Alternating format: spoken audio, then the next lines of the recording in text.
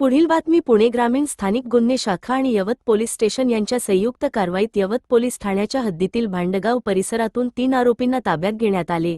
आरोपींकडून 3 गावठी पिस्तुले, 5 जिवंत काडतुसे आणि 1 चारचाकी वाहन असा एकूण 5,37,500 रुपये किमतीचा मुद्देमाल जप्त करण्यात आला आहे। पुणे ग्रामीण पोलीस अधीक्षक संदीपसिंह गिल यांच्या मार्गदर्शनाखाली अवैध शस्त्रांविरोधात विशेष मोहीम सुरू आहे। त्याच मोहिमेअंतर्गत स्थानिक गुन्हे शाखेच्या पथकाला गोपनीय माहिती मिळाल्यानंतर भांडगाव परिसरात सापळा रचून संशयित वाहनाची तपासणी करण्यात आली। तपासणीदरम्यान वाहनातील तिघांची झडती घेतली असता त्यांच्या ताब्यातून 3 गावठी पिस्तुले, 5 जिवंत काडतुसे तसेच वापरातील 4 चाकी वाहन जप्त करण्यात आले।